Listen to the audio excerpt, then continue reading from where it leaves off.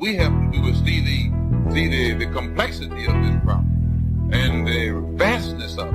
And then we will realize that we are going to have to forget some of these so-called organizational principles and organizational aims and objectives, and realize that the real principle, the real aim, and the real objective is a solution to the problem. A police state. Just make the Negro neighborhood a police state. It's the most heavily patrolled. It has more police in it than any other neighborhood, yet it has more crime in it than any other neighborhood. How can you have more cops and more crime?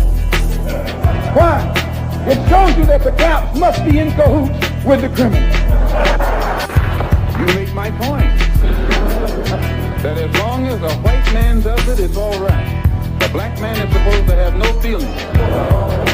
We want freedom by any means necessary. We want justice by any means necessary. We want equality by any means necessary. We want it now, or we don't take anybody to death. So whatever kind of action program can be devised to get us the things that are ours by right, then I'm for that kind of action no matter what the action is. I don't think when a man is being criminally treated that some criminal has the right to tell that man what tactics to use to get the criminal off his back. When a criminal starts misusing me, I am going to use whatever necessary to get that criminal off my back. And the injustice that has been inflicted upon Negroes in this country by Uncle Sam is criminal.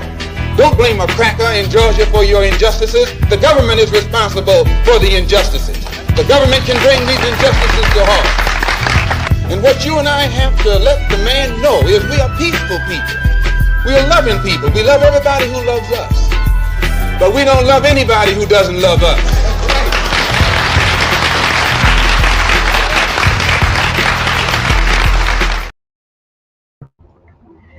Hey, Uhuru, peace to the family.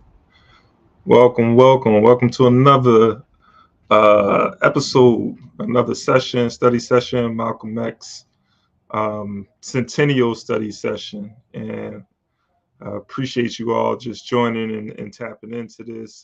This is going to be part 2 to Malcolm's life in East Lansing during his formative years. So if you missed the first one, make sure you go back and check that out. This is We Charge Colonialism, that Pan-African anti-colonial think tank. But coming from an African internationalist perspective, I want to put that out there as well, because I am in the Uhuru movement, and we do practice the theory of African internationalism. But we are that Pan-African anti-colonial think tank. That media that's creating dual media platform that's creating dual and contending power.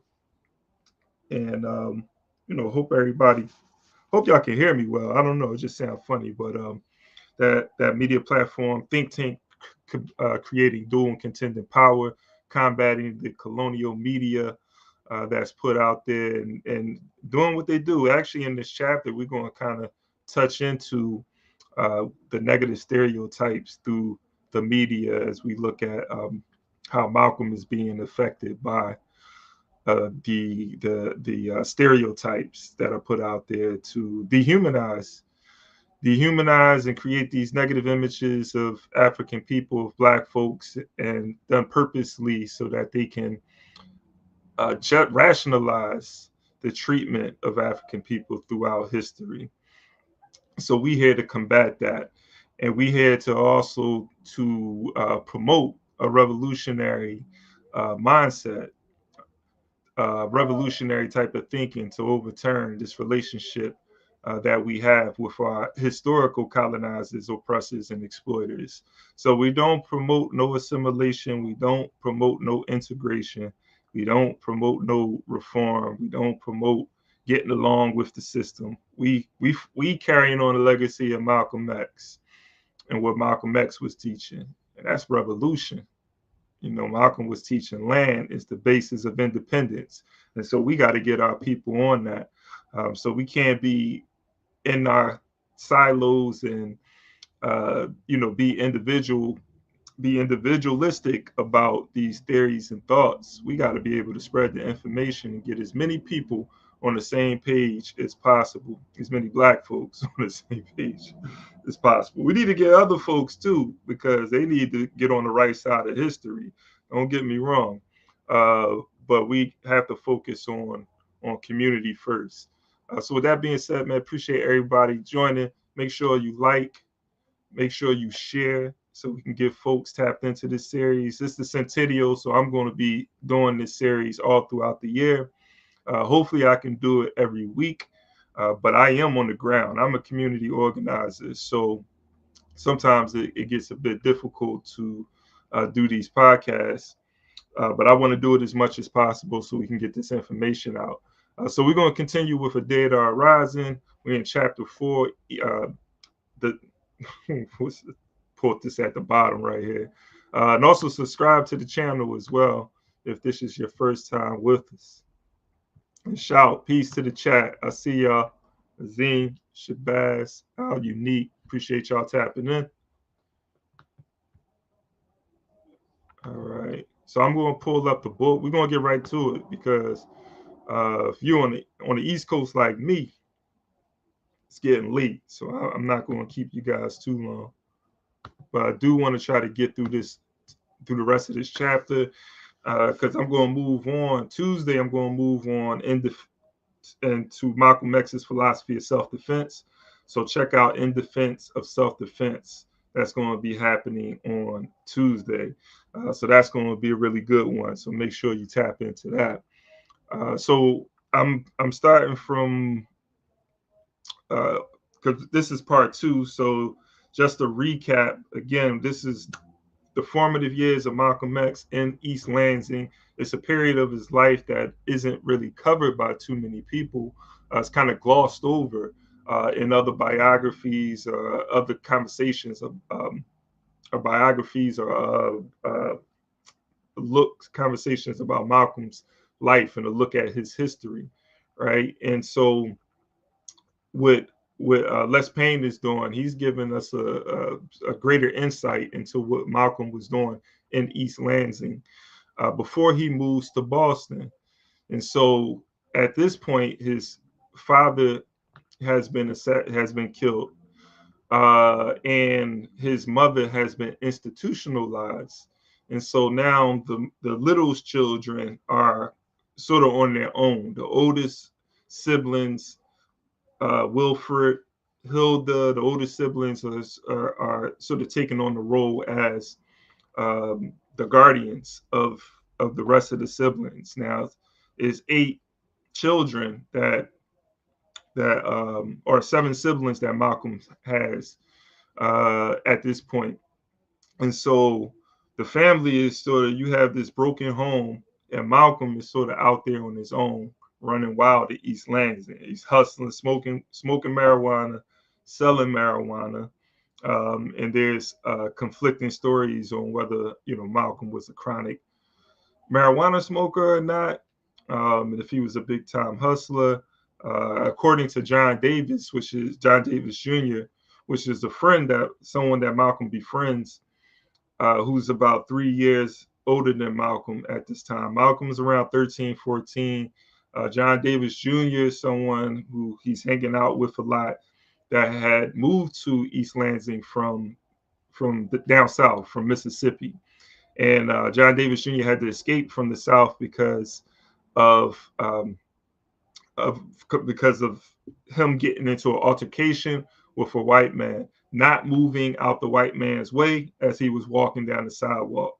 And so John Davis Jr. ends up getting into a scuffle with this white man. And so they're down south. They're looking for John Davis to probably do to him what they did to Emmett Till. And so because his life is in danger, John Davis Jr. moves up north with family. So this is who Malcolm is hanging with, and we're kind of going to pick up where we left off at, where Malcolm has just been approached by a police officer who steps to Malcolm, pulls out his gun, pulls back the handle, points the gun at Malcolm's head, and threatens to shoot him, and is threatening to shoot him. And Malcolm says, "Pull the trigger, Whitey." Right? And so the police leave, but John Davis Jr. is kind of like shook up after this experience with the police. Never seen a black person, a black person take on the police the way Malcolm did, right? And a young person. Remember, Malcolm was like 14 years old at this time. So we're going to pick up. I'm kind of going to move a few pages ahead. John Davis is talking about how him and Malcolm, they had a thing for white women, and they were going around having relations with white women. And John Davis, his belief or his thinking on the reason why Malcolm is treating, because he's having relations with white women, which of course is against the norms, right? That's taboo, especially at this time. And Malcolm is having these relations, but he's treating these white women poorly. He's treating them very bad. He's cursing them out. He's being physical with them. And John Davis, his theory is that Malcolm treated them so bad because Malcolm didn't treat black women the same way. He said he treated black women a lot. He treated them respectful, and he didn't steal from black women or black girls at the time. But he said he would steal from white women, and one of the reasons he said, "Hey, they got it anyway." And John Davis said he think that Malcolm treated them so bad is because he was trying to get back at white people because of what they did to his parents, and that was his theory. So let me get into this. That looks kind of small on the screen. Let me see if I can make that bigger. Yeah, appreciate everybody tapping in. Let me see if I can make this bigger. Are we doing single column margin?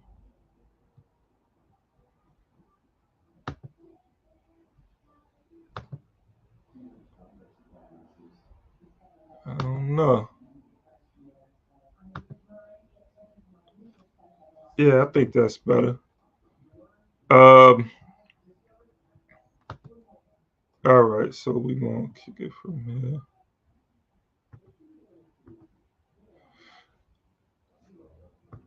All right, so this is what I just talked about. Davis is explaining Malcolm's interest in hanging around or having relations with white women. I'm going to pick up here. So aside from the bustle at the nightclubs and the idle pool hall discussions, Malcolm and Davis continued to visit the Lincoln Community Center and would wander into the public library, mainly to hang out, get warm, and sometimes even to thumb through newspapers, magazines, and occasionally books. As the older sidekick with an 11th grade education, Davis initially assumed that he was smarter than Malcolm on matters of books and reading. "I had a pretty good memory," he said. I don't think that Malcolm knew that he had a photographic memory. I noticed that he could read a page and tell you almost word for word what was on that page. He was brilliant. While Malcolm's family acknowledged his brilliance as a potential high achiever, they had noticed also that he was not motivated academically, and thus he was not much given to studying or achievement in school. On one hand, the prodding rod of his mother had been removed, and on the other, the requisite reward, so vital a motivating force for student learning, had been greatly downsized, if not denied altogether, for Negroes during the Depression, when jobs were scarce for workers of all races. When he applied himself, Wilford Little said his younger brother could distinguish himself scholastically. Malcolm was very intelligent, had a very high IQ. I don't know what it was. In those days, they would give you a test for it. I think just about all of us came out high. Scholastic potential aside, Malcolm continued to draw attention mainly because of his activities on the streets with Big Boy Roper and others, even as the Gohana home was listed as his official address. In addition to being watched by school officials and police, the teenagers' behavior was occasionally being tracked and filed with the court. On August 17th, 1939, that's Marcus Garvey's birthday right there. Big up. investigative state agent Maynard D. Allen filed a report with the juvenile court prescribing that unless Malcolm's conduct improved, he should face a stint in a hardcore reformatory.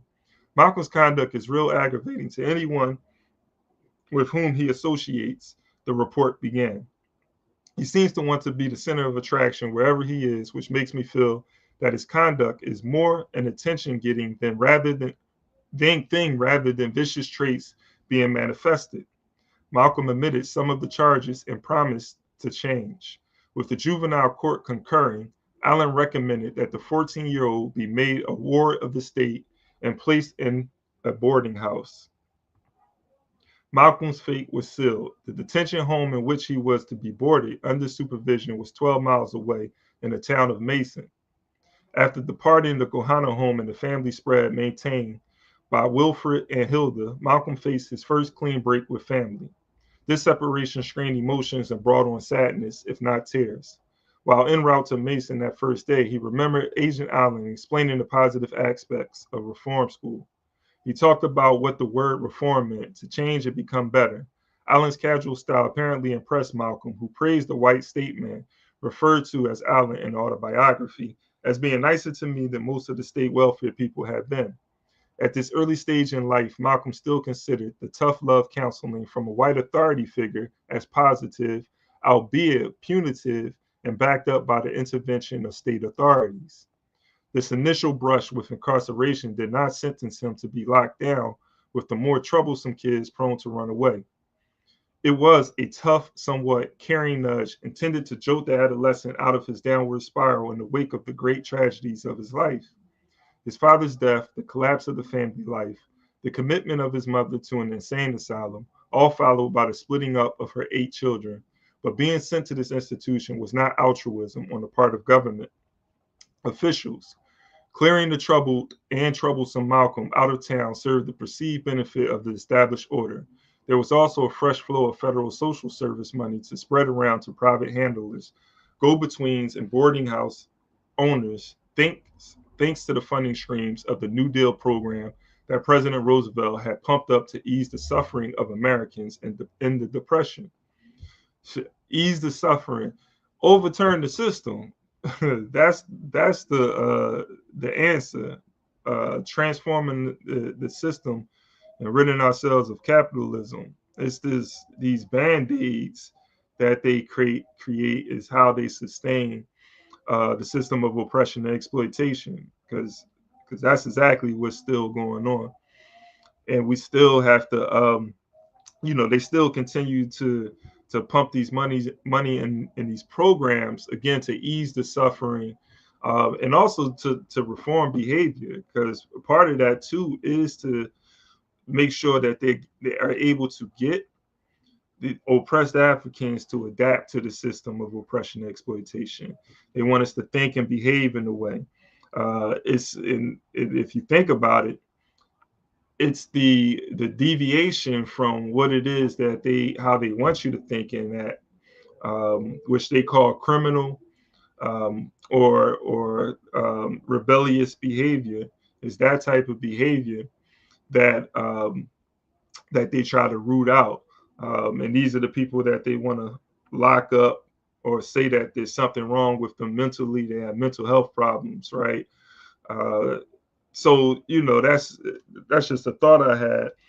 But again, something I want to bring out here, though, they're talking about how Malcolm is being sent to this reform school.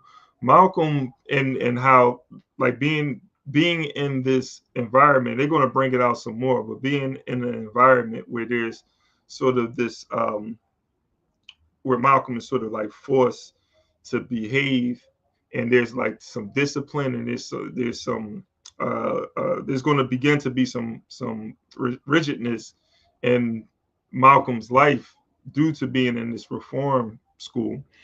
His behavior is going to improve.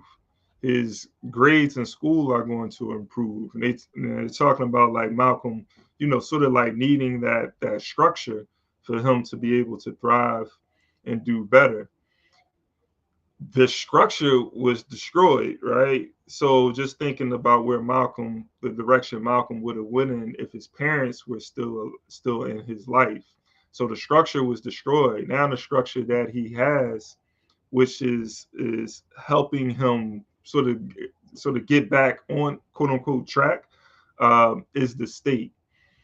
And so when you think about Malcolm's trajectory now, if he was to even stay, if he was to have stayed in East Lansing, he wouldn't have been the Malcolm that we knew.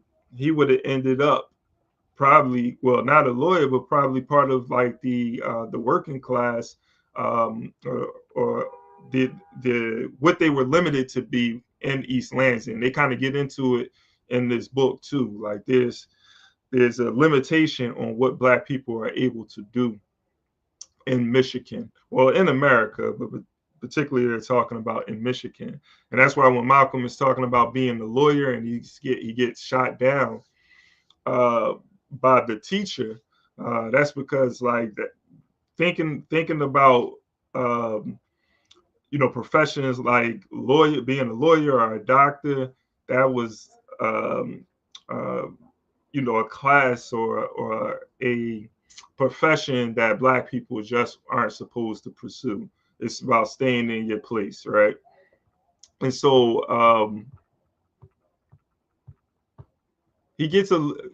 Les Payne gets into that a bit in this chapter, but he flushes it out in some more in the next chapter. But over the years that the Littles resided outside the designated boundaries of Negro neighborhoods, Malcolm had attended school with white students and lived alongside their families, but never before had he actually lived with whites. Displaced from his siblings, he now faced the white world up close and personal for the very first time. Agent Island dropped him off in Mason as a ward of the state at the home of Jim and Lois Swirling, the couple who ran his assigned boarding house. It was something Malcolm accepted. Wilford remembered his sibling thinking. He knew he had to go somewhere. He knew he'd be better off there than in a reform school. It was better than him being in the street. It would be some kind of discipline. He had to be in at a certain time. There was some kind of control on him. Malcolm noticed that whites at home talked differently than in public. He observed that they ate different food, far more lightly seasoned. They even had, he sensed, a different body odor. Despite the newness of it all, he quickly warmed up to the host family discipline and all. They liked me right away, too, Malcolm noted in his autobiography. He went about his assigned cleaning duties, manning mops, brooms, and dust cloths with a gusto that would have shocked his sister Hilda. Until the day of his uprooting, she had failed miserably in rousing her younger brother to clean a soiled coffee cup around the farmhouse. In hindsight, after a more critical indoctrination, he saw himself as having been perceived as a mascot. They would talk about anything and everything with me standing right there hearing them. The same way people would talk freely in front of a pet canary. They would talk about me or about niggers as though I wasn't there, and if I wouldn't understand what the word meant. 100 times a day they used the word nigger. I suppose that in their own minds they meant no harm. In fact, they probably meant well. Good intentions notwithstanding, the slur back then was empowered by racist government sanction and vigilante night riding that rendered nigger as caustic as during any period in American history since slavery. Rolling off the tongues of the Swirlings, the slur directed just as much hurt and vitriol as Negroes as individuals as it would later on when uttered by the prison guards waiting down the line for young Malcolm, since they made an exception for him. That he was not like the niggers of their conversation, young Malcolm was willing in exchange to grant the Swirlings a certain innocence on race matters. Occasionally, however, the white family would challenge even this generous assumption. So this is going to back to the point I'm making in regards to how white folks want you to think and behave in a certain way. They only respect you if you are thinking like them or acting a way that is in alignment with their values and principles, with their culture. Anything that's not aligned with that is looked at as backwards, uncivilized, uncouth, right? And so just the use of this term nigger, right? They probably make they're making a distinction with Malcolm, and in some cases, right? So they're looking at him as sort of, okay, you better than those other black folks, right? But those black folks have been relegated to this term nigger, this dehumanization of black people, and they're even talking about these black people around Malcolm as if Malcolm is doesn't even exist, as if he's not even a part of this group. But that's that dehumanize. That's what colonialism does. It takes away all of the humanity of those people who are colonized. So I think this is this is an important moment for Malcolm. Just thinking about these experiences Malcolm's going to reflect on as he gets older, and he gets introduced to the teachings of Elijah Muhammad. And he's kind of going back and he's reflecting on the experiences that he had in his formative years and even before that, right? So let's go. It gets even deeper.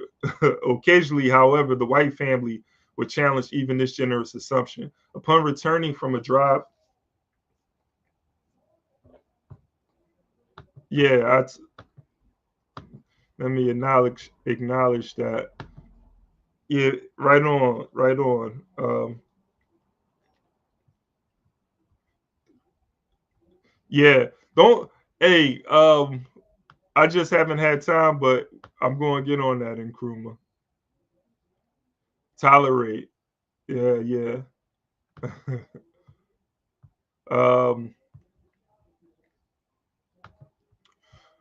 So since they made the exception for him that he was not like the niggers of their conversation. Oh, sorry. Upon returning from the drive through the West Side, where Malcolm continued to hang out when he could steal away on weekends, Jim Swirling said, "I just can't see how those niggers can be so happy and be so poor." His wife chimed in, "Niggers are just that way. Niggers are just that way." And we do know this is the mindset of these folks today. Like that's why I think history is so important. Education, an education that's controlled by Black folks, that is rooted in our experiences, that is coming from an African-centered perspective. Because you can have Black teachers, but if they have been miseducated, as Carter G. Woodson had taught us so many years ago, then it won't be no better than having a white teacher in front of you. It might be worse because you see someone that looks like you, from the same ethnic or racial group as you, may have a more of an impact, right, or impression on you than someone that's not, right? So this is why neo-colonialism is so dangerous, and it helps to sustain the system of colonial capitalism.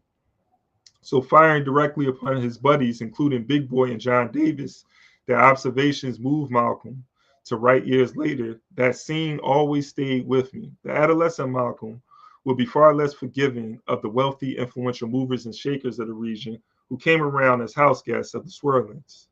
Their seeming unwillingness to see the key role they played in oppressing the Negroes of Lansing as a permanent underclass puzzled Malcolm as they pivoted away to observe the results of their oppressive handiwork. Parading through the boarding house were some of the capital city's big-name politicians, judges, real estate agents, and county officials representing the collective exercise power of the state. All of them boldly discussed right in front of Malcolm what seemed to be their favorite topic: lazy, shiftless niggers. Everything about the striving of his parents, for example, contradicted these hostile put-downs.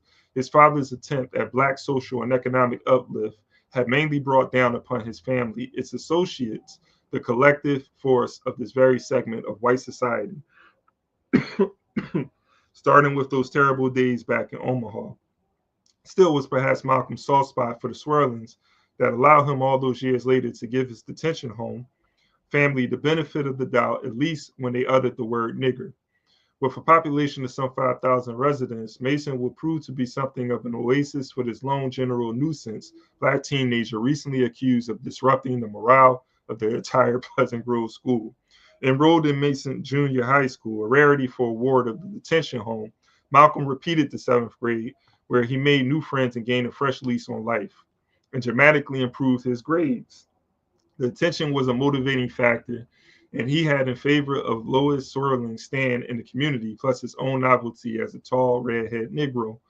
Smart and Willie, who despite being called nigger, even by the teachers, got around campus with no discernible chip on his shoulder. And as always, young Malcolm was charming. Increasingly, the attention that Agent Allen proclaimed that Malcolm craved came gushing his way as Mason Junior High. It became hard for me to get through a school day without someone after me to join this or head up the debating society, the junior high basketball team, or some other extracurricular activity. I never turned them down, Malcolm wrote in his autobiography. As with all such accounts, owing to memory, there are instances of exaggeration in this book and a vagueness on names, times, and dates. However, the autobiography is verifiably solid in recording that in addition to holding down a job washing dishes in a local eatery, the popular Malcolm did indeed engage in numerous school activities. All right, so I'm going to jump ahead in this, but I want to sum some of this up. So Malcolm, now he's at this new school, as was mentioned, he's repeating the 7th grade. So in the 7th, he improves his grades, 7th grade, 8th grade, gets to the 8th grade, and he's like top 3 or 5 in his class. And that was verified by some of the people that Les Payne is interviewing. Early on in this chapter, before Malcolm was being placed in a reform school and then being placed with this family, he is being placed in foster care. He's running around the streets. He's not doing well in school. You know, he's hanging out late. Again, that family structure. He's not really listening to his older siblings. So he's kind of just doing what he wants, and he's getting in trouble with the law. And he's being arrested, has to go to court. That's how he ends up where he's at right now. His grades, they say his grades he was getting E's, C's. Look at his report card, he wasn't doing well. So that's where he was before, but now being in the structure with some discipline, he's doing a whole lot better. And then when you think about it, you know, young Malcolm just losing his mother just being institutionalized and his father not there, you understand why he's acting out. And this is what you see in a lot of our communities, Black communities, especially in the inner city. And this, again, a result of the structural oppression that is breaking up homes, that are incarcerating Black men and Black women at an alarming rate. This new Jim Crow, right? Mass incarceration, especially in the 80s, you have this explosion of Black men going to jail, and also Black men dying as a result of horizontal violence. And so you're just thinking about the impact that this is having on the children that are in these communities. And a lot of the people who are involved in this are youth themselves. But yeah, so they're going to get into Malcolm. Les Payne is going to talk about Malcolm's experience at this school. Now, Malcolm is going to be involved in athletics, and I'm just going to, let me see where I'm going to pick up at too. Malcolm is going to be involved in athletics. He's going to he's going to be known as sort of like an okay boxer. Now, early in this chapter, they talk about Malcolm attempting to box because his brother Filbert was a really good boxer. He was known around the community as a pretty good boxer. He even boxed professionally. Reginald, who looked up to Malcolm, began to look up to Filbert, and Malcolm became a little jealous. Malcolm tried boxing and got knocked out a couple of times by a white guy. And Malcolm's like, boxing isn't his thing. But now he's out here in this white community, going to this white school. And though Malcolm isn't really a good athlete out there, he's kind of known to be a good athlete. They're looking at Malcolm as sort of that, black guy who fits all the stereotypes. So he can box, he can play basketball, he can dance. And so Les Payne is bringing that out, and Malcolm talks about the impact that that's having on the psychology as well. And he goes into talking about the films. I might pick up right there when he's talking about the caricatures that he is seeing in the films. Is this it? I'm gonna pick up here. All right, so I'm going to pick up right here.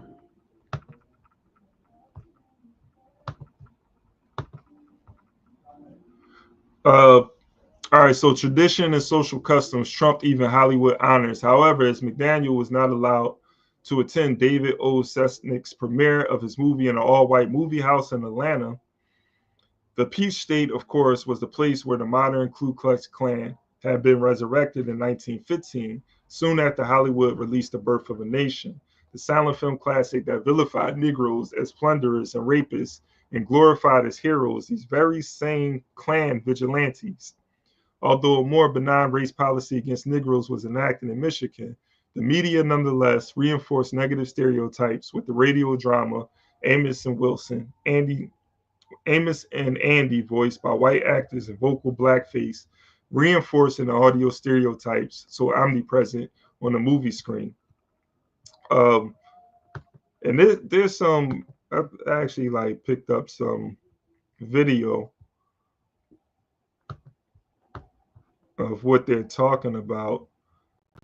He talks about stepping and fetch it. And so these is Les Payne, he gets into these images, these caricatures that are in TV and in film. And Malcolm, he's going to the film and he's seeing these caricatures in this white community. So him being black, and he's feeling embarrassed and not wanting to live up to those stereotypes. And people, they talk about how Malcolm was looked at differently, right, than the people on these screens. But sometimes these caricatures in these films and these TV shows, sometimes Malcolm couldn't escape them though. So again, they expect Malcolm to be a good dancer, a good athlete, and all these things, and they're asking him to dance and so forth in class. And so this is what Malcolm is going through as a child. And so this goes to the title of his chapter in the autobiography, The Mascot. This is why he titles that chapter The Mascot, because that's how he felt at that time. And here's another one that I have. No, not that one.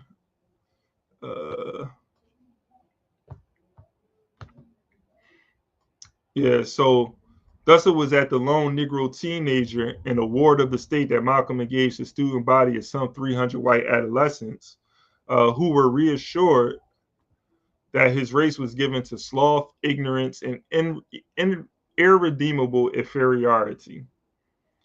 Despite being considered something of an oddball curiosity, Malcolm did not play to the stereotype form. The self-assured pride and equanimity with which Lewis had imbued her children convinced fellow students early on, and some teachers down the line, that Malcolm was no adolescent stepping and fetch it.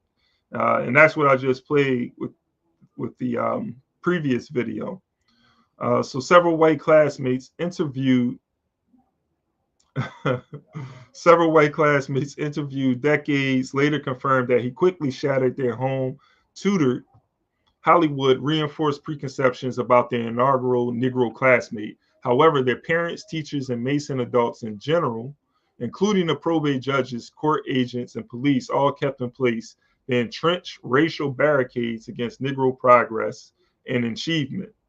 In due course, Malcolm discovered somewhat curiously that those students who befriended him as an individual, much like the Swirlings, could still be biased against Negroes as a group. So again, just like looking at these images, man, it's playing out these stereotypes, and it takes me back to just a thought I have, even with like Jim Crow. And when we talk about Jim Crow segregation, I think we need to move away from the use of the term Jim Crow when we're talking about that period of apartheid. And we need to call it what it is. It was apartheid. And the reason I say that is because Jim Crow is a derogatory term that was used for Black people. They actually called Black people Jim, based off of that character Jim Crow from the 1930s. So it was like calling someone the N-word, calling someone the Jim, or calling someone, it was just a negative a term used. And so when we talk about Jim Crow, the use of that term is still, I think it's a term that white people used, and we don't necessarily have to use that. We could call it for what it was. It was apartheid. It was apartheid system, racial segregation. Don't even give them the benefit, right? Or the pleasure of using that term, which it's sort of, it's like saying, you have black law, nigger laws or something like that. We wouldn't call it nigger laws, would we? Or nigger laws, right? Even if it was called that, right? So there was black laws and black codes. I'm sure that they didn't call them black codes, right? So we don't even need to use that word Jim just because of what it means, what it meant and what it means. So I'm going to finish this up. Got a not too much longer in this chapter.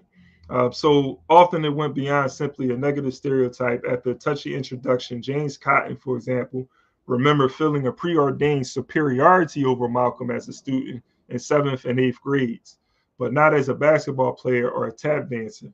Recalling perhaps Bill Bojangles Robinson, one of the contemporary Shirley Temple movies, Cotton once asked Malcolm if he could tap dance. Robinson was a dignified Hollywood hoofer who submitted to stereotype minstrel review shows that had become popular among whites in the 1930s and a string of Shirley Temple movies which played at the Mason Movie House. We can think about the impact that the media has on the image of Black folks today. That's why we can't be, I know we love hip hop. Hip hop is something we created. That's our culture, and it has a global impact. But we have to be critical of the images and the lyrics that is not promoting the best of our culture. And it's not to say that we have to paint a romanticize the Black experience, because it's all not positive. It's all not great. Right? It's not all not amazing. There's definitely another side to the Black experience. So yes, we can give the full picture, but when it comes to promoting, I think certain images, we have to be able to criticize that and say that that's not cool. It's one thing to tell a story and to present that side in a way, but we can do it in a way that is not glorifying it. Once we do that, because now the world is looking and they think that, okay, this is how they are. This is, this is how these niggas, this is how niggas act. They use the term, they use the N-word now because they think it's cool. And so if they're using that term, I'm just thinking about, or we all should be thinking about, if they're calling us that, then how are they seeing us then? Right? And it is those images that is going to be the cause, or is going to be the rationale for our extermination. It justifies mass incarceration. It justifies when a cop shoots somebody that's unarmed. Oh, he should have did this or he should have did that, right? Because we are a certain way anyway. We're loud, we're rowdy, we this. All they had to do is act this way and behave this way. So, that becomes the pretext for genocide.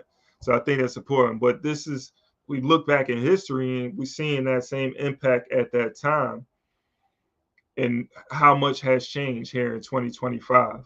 So, all right, I'm going to move. I think I'm going to move forward again. Some of this stuff I summed up. Like I said, I want to get through this chapter. But I think this is important. Again, like we know Malcolm X, but it's important that we know who Detroit Red is. We know who Harlem Red is. That we know who East Lansing Red is. Who was Malcolm X before he put the X behind Malcolm, and how those experiences shaped who he was. So I'm gonna go to. All right, so I'm gonna wrap it here. This is like the last 10 minutes of the chapter, and it's an important 10 minutes. So let's finish strong, comrades. And thanks for sticking in with me. I want to encourage you again, if you are just joining, to subscribe to the channel and like and share. And it's definitely the system. It's definitely the system of Nkrumah. And it's I always talk about this book by William Ryan, Blaming the Victim. And it's something I want to encourage folks to look at, because that's what happens. And we're reading France Fanon on Saturday. So for those who haven't been able to check us out yet, on Saturday, every Saturday at 10 a.m. Is our book club, and we're reading France Fanon Toward the African Revolution. And he talks about that. He gets into the culture after they can no longer, because of the science, they can no longer justify racism or structural oppression through biological reasons, because of skin color, or because of genetics. They move to justifying it because of cultural reasons. And what helps that? Those negative images that we're talking about, those media images. And this is why We Charge Colonialism, our platform, is so important. And we're going to keep doing this.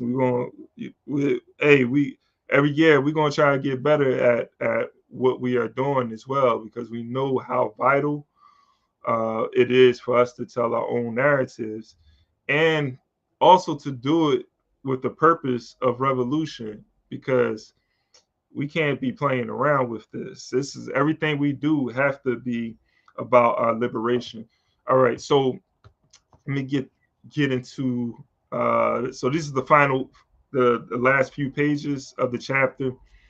So as an adult, Jim Cotton would rise to the rank of colonel in the U.S. Army and would brag to fellow officers about growing up with Malcolm. This is a white man right here. Even when his former classmates was widely branding all whites as blue-eyed devils, Malcolm's natural leadership ability was prevalent from my first meeting him right on through, said his friend, steeped in the military appreciation of skills. Years later, I read about him as a national figure in the Stars and Stripes military newspaper.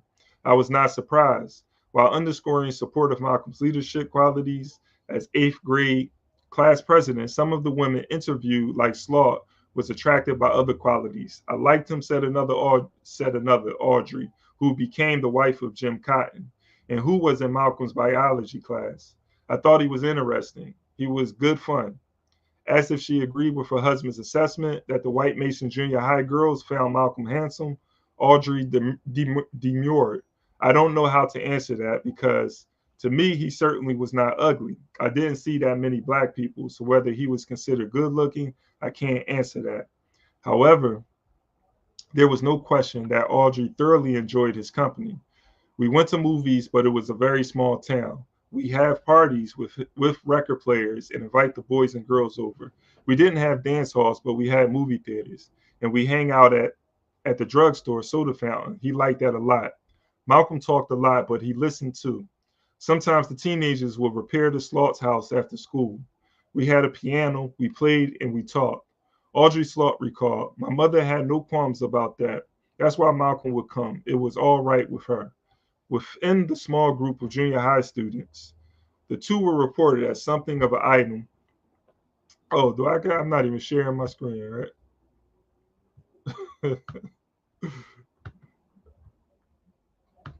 Let me pull that up. We press decades later, Slaught would admit to enjoying Malcolm's company, mostly when they were one-on-one. I was less comfortable when he was with a group of people. I remember that we had big discussions on all kinds of things. He liked to do that. He asked, where do you want your life to lead you to? I wanted to go to college and become an interior decorator. He knew that he could never fathom to go as far as further education. Students in Mason, when questioned years later, conceded that society simply was racist, that it flatly denied Negroes the chance to achieve lofty goals that were routinely expected of white students. And these are white and Black people who are admitting to this. So faced with stiff adult resistance to professional careers for Blacks, coupled with low expectations from their peers, it was not uncommon for Negro students either to trim their ambitions, often with the nudging of parents, or simply to keep them secret from associates and even siblings. Not one to follow the norm, even at this early stage, Malcolm dared against the odds to dream of becoming a professional man of respect. He did not share this ambition with his good friend Audrey, or even his siblings, for he likely saw no need to hear them laugh it off.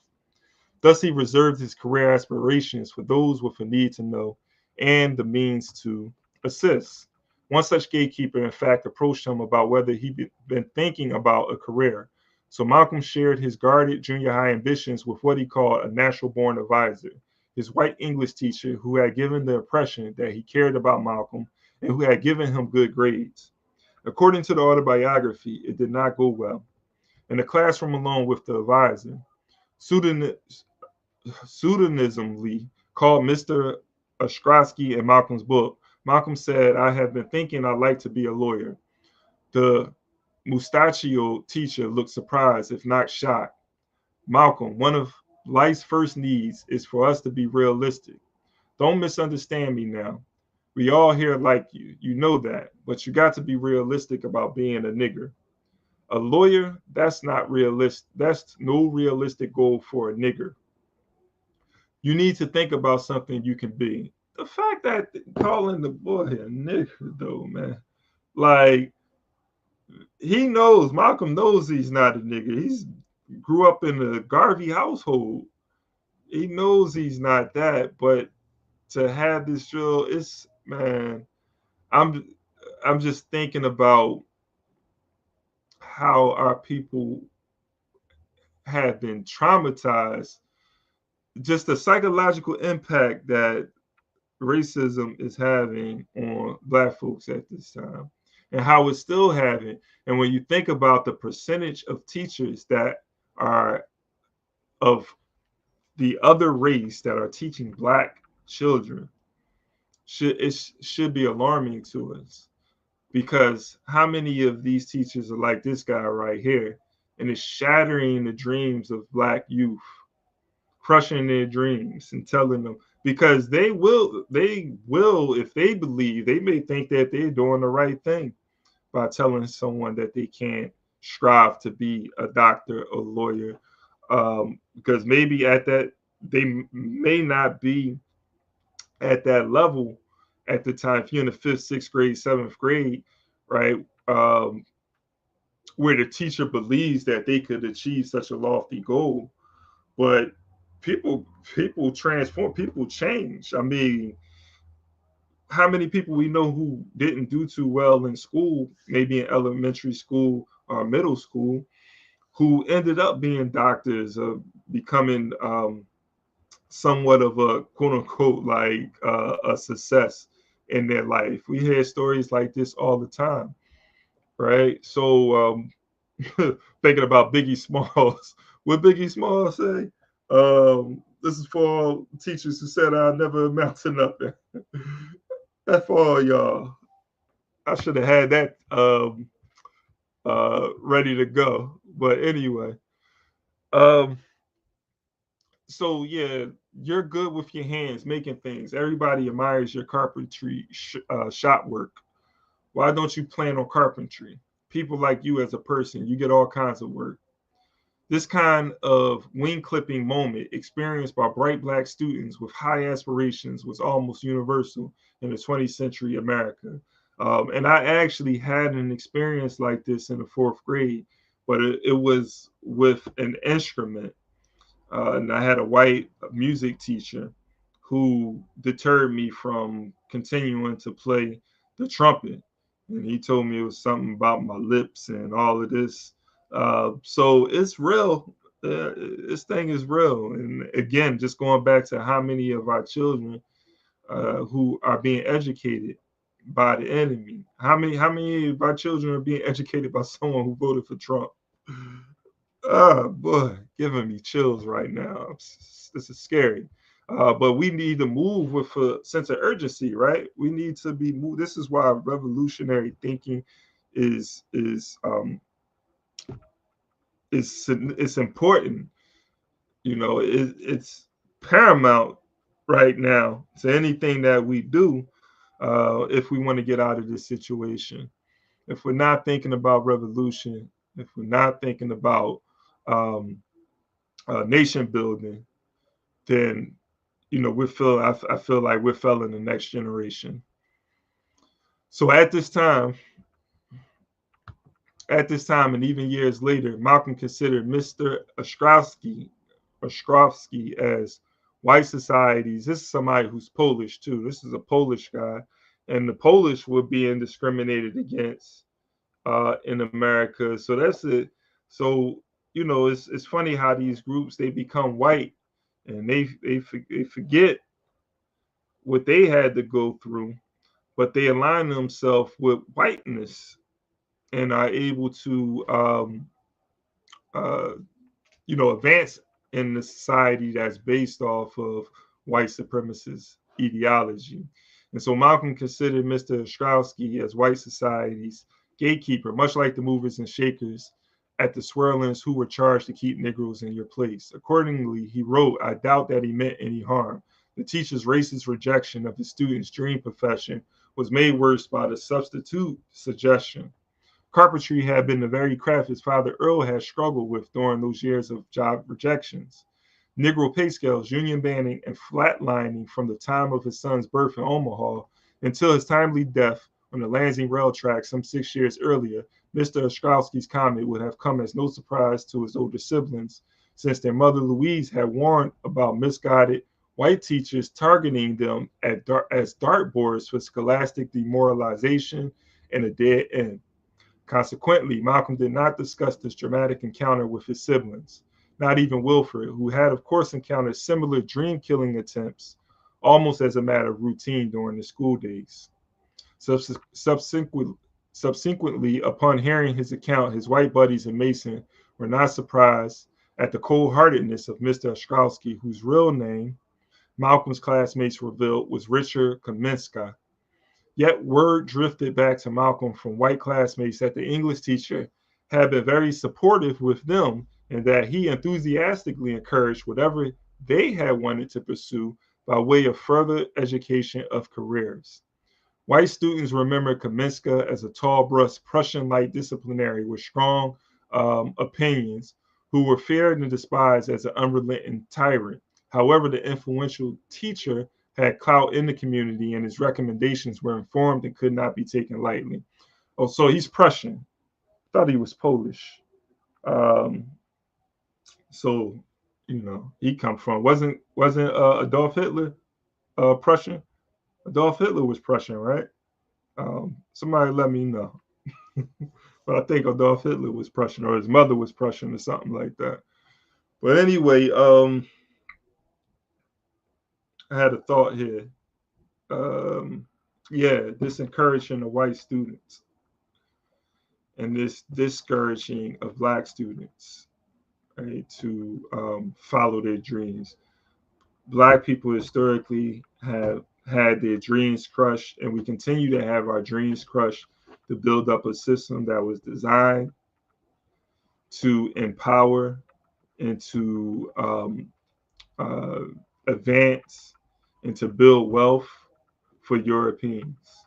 From the very beginning, this is how they designed the system.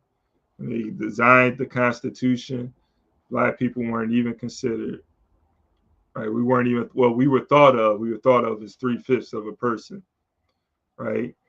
And so, when you think of what we need to do, again, we have to be able to get our children to dream again and not dream about building up other people's stuff, but how do we build our communities? Why can't our children start to dream of how they want their community to look when they get older? We got our children dreaming about going to, like, getting a house in the suburbs, like getting away from their community. It's like, man,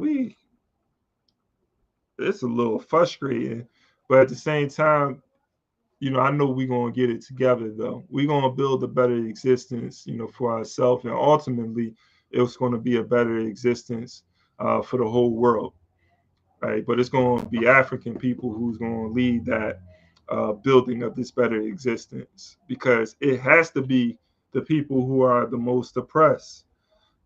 Nobody else has more of a motivation than the people who are the most oppressed.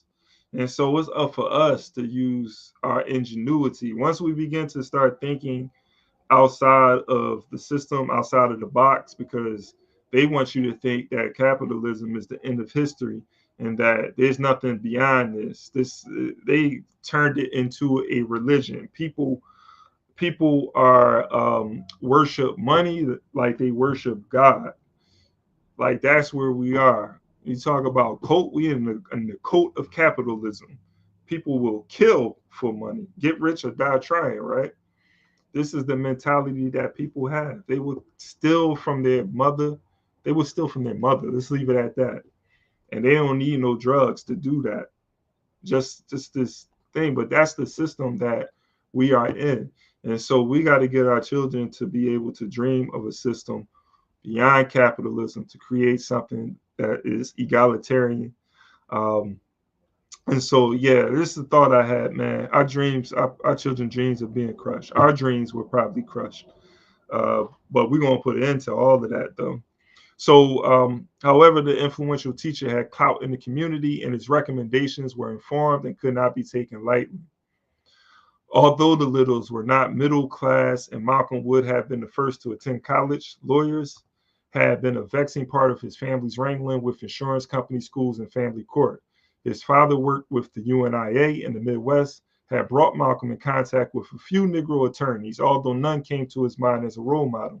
However, the courtroom power and drama were just the kind of forces that would constantly attract Malcolm throughout his life. Nevertheless, despite Malcolm's smart class standing, grades, and his exceptional ability to beguile others, all the while expressing himself, Kaminsky, this stalwart gatekeeper at Mason Junior High School, was forcefully counseling that his eighth grade student shut down all such aspirations for the bar, because alas, he was a nigger. Malcolm took it hard. A sense of dread and alienation began to roll in and blunt the young redhead's ambitions. It was then that I began to change. Inside, he reported later. Woo. Even the Swirlings, kind souls that they were, appeared as part of the problem. Ultimately, an adult Malcolm, looking back, wrote that they were incapable of considering that he had the same sensitivity, intellect, and understanding that they would have been ready and willing to recognize in a white boy in my position. Already, he had followed up on his half-sister Ella's invitation to visit Boston by writing her several times a week. Finally, the 15-year-old coaxed her into financing a trip to Boston in the summer of 1940. Wilford might have offered further caution about their half-sister, but they had fallen somewhat out of touch. Upon Malcolm's arrival by train at Back Bay Station, Ella noticed that he appeared to have been crying. like a little boy, but he assured her that these were tears of joy. He looked like a bleached out blonde, his older sister recalled years later. He didn't look like anybody else in the family. They were darker. His hair was standing up all on his head, knotty and red, yellow. I was looking for him to be congenial in every way, with his mind wide open. And we could do things together, work together, plan, use our brain together, and grow. During Wilford's own Boston stay, he had been repulsed by Ella's plan, but she held out hope for his younger brother. En route to her home, Ella's well-mannered brother jumped off the streetcar to return a pocketbook to a stranger had dropped. God is going to bless you, the white woman told Malcolm with a hug and a kiss. Quickly falling into the household routine, the younger brother would get up early and walk Ella's dog around Franklin Park, admiring statues like the Crispus Attucks Monument on Boston Common and a historic building of one of the nation's oldest cities. He made young friends about town and met the extended clan up from his father's hometown in Georgia. The Lansing teenager was exhilarated by the neon lights of the New England city and the hip Negroes in fancy cars, partying into the wee hours of nightclubs, pool halls, and glitzy bars around Roxborough. It's a good bet that Malcolm caught sight of Ella's netherworld dealings about town. However, unlike Wilford, he was swooning with my mouth hanging open. Sizzling Malcolm up that summer, Ella concluded that he was quite smart, open-minded, and frugal. She noted that he would take a quarter and save it for weeks, and finally recalled the quarter and save it for weeks, y'all. I detected a young boy that wanted to fit into my world. Similarly, throughout his autobiography, Malcolm gave his half-sister a clean, though vague, bill of approval that first summer. Ella was busily involved in dozens of things. Upon his return to Michigan, Malcolm was released from the foster care of the Swerlins and placed with the Lyons, one of the two black families in Mason, who had 5 children of their own. While finishing 8th grade, he sneaked even more frequently into the west side of Lansing. It would be his last stint in school, his dropping out reflecting the pattern of the day when fewer than 20% of the Negro adults completed the 8th grade, according to 1940 census figures. Wow, only 4% had finished high school, and fewer than 2% were college graduates, with most of those having earned degrees from historically all Negro colleges and universities, largely in the South. Maturing faster than his peers, the tall, slender Malcolm, aglow from his Boston stay, projected an even greater maturity in chats with Filbert, still his key family rival. He took particular delight in boasting of a worldly, macho sexuality over his reserved and religious older brother, who noted this sharp change, especially after the Boston visit. Malcolm was always glad to show me he learned something I didn't know, Filbert recalled. He was drawn to girls earlier than me. He would brag often that he wanted to lay some pipe, have sex with a girl. This wasn't even on my mind. And he would rattle off a string of naughty pickup lines, such as, I'm not the plumber or the plumber's son, but I can fill your hole until the plumber comes. Impressed by the boldness of it all, Filbert still doubted that his brother was as sexually active as he claimed. In those days, sex among teenagers was not played up the way it would be later. You would talk to a girl, you would put your arm around her, and sex just wasn't a thing that happened. There was a lot of exaggeration, and sometimes Malcolm was a master of letting silence rule. If you were to say that so-and-so happened, he knew just how to act to make you really think, well, that's what happened. He had a facade about him all his life. Filbert noticed another trait in his brother. Malcolm was souring on black people, he recalled. He would say that the only thing a black woman can do for me is to show me which way a white woman went. Malcolm was a wild dude at that time, but the Lions had imposed a curfew on Malcolm, but he still spent most of his time back on the streets. Although they didn't see the wild behavior for themselves, word did drift back to the Lions that their foster child was flouting one of the city's most implacable rules. He was openly dating white girls and even holding hands with them in public. The God-fearing couple, who appeared to fear white residents more, worked mightily to protect the reputation of their family from Malcolm's outrageous social behavior. A court petition followed, and Malcolm was shuttled to the home of less subservient black family in Mason, a couple without children. As the more restrictive walls of the Midwest closed in on 15-year-old Malcolm, he busied himself writing letters. He wrote Ella every day after the summer visit to tell me about himself. He had left a good impression. Ella thought he would fit neatly and with my level lifestyle. So I'm going to stop it there.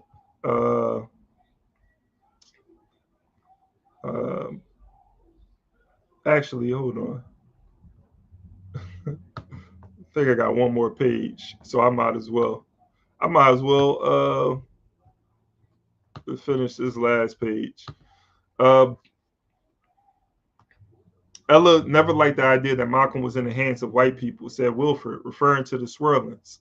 She made arrangement with the court to release Malcolm to her. Malcolm was surprised and greatly delighted that state custody was transferred from Michigan to Ella's care in Massachusetts. Days before his opinion trip, Malcolm was all in the streets of Lansing, his brother remembered, talking to everybody, saying, "I'm on my way to Boston." Right, so you see that experience in school with the teacher took Malcolm off track. And this is why racism has had and continues to have such an impact on Black folks, because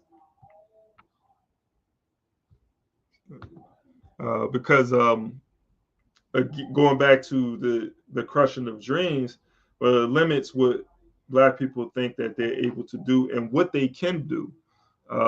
So it's many levels to it, but those are two realities when you're dealing with racism. There's limitations because they won't allow you to do certain things, and then they through the use of the media and psychological warfare, they make you believe that you can do certain things, even though you have the ability and capability to do those things. And so if you think about what imagine Malcolm under a system that did not limit him. Imagine just African people, period, living under a system that did not limit them because of a particular class that they are part of, and because of the color of their skin, because of their ancestry. And again, this is why I think like revolution is so important, like having a revolutionary mindset, because when you're talking about revolution, you're striving for liberation. So it forces that in you to be innovative, just thinking of alternatives. You are fighting to make the system that you're a part of obsolete. So it inspires ingenuity on the part of you as a revolutionary. I don't think a person can feel more alive than someone who is fighting for freedom, in my opinion. So yeah, that's the end of that chapter. Appreciate everybody for tapping in. I don't know if anybody had any thoughts on the chapter. Maybe I'll give an opportunity for anybody who wants to had any questions or had any thoughts. So I'll put the link in the chat. But if not, then we probably sign off in a minute. But this Tuesday again, if you're this Tuesday, I'm going to be going live and doing a interview that Malcolm had in defense of self-defense. And so tap in 9 o'clock on Tuesday. It's going to be another dope discussion, again, commemorating the centennial of Malcolm X. Going to be doing this all year. So thank you. Welcome to We Charge Colonialism. Again, make sure you subscribe to the channel. Until next time, man, uhuru to everybody. Peace. Thanks for sticking in, everybody.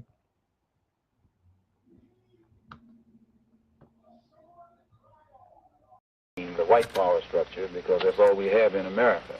And the white power structure today is just as much interested in perpetuating slavery as the white power structure was 100 years ago. Only now they use modern methods of doing so. And realizing that the black people in this country are waking up and becoming filled with a desire to be looked upon as men and as human beings. The white power structure to slow down that struggle for freedom and human dignity uses tricks. 100 years ago, they could do it with chains. Today, they use tricks. And one of the tricks that they've invented is this token integration. To get Negroes, so-called Negro leaders, to accept a few token crumbs of integration that don't solve any problem for the masses of black people in this country whatsoever, but it does make the hand-picked Negroes be satisfied to slow down the cry of the masses. And a good example of that is as soon as the spirit of rebellion or revolution began to spread among the masses of black people in this country, and they began to take an active part, and they showed that they weren't confined to this nonviolent approach, then the government or the power structure began to sit up and take notice and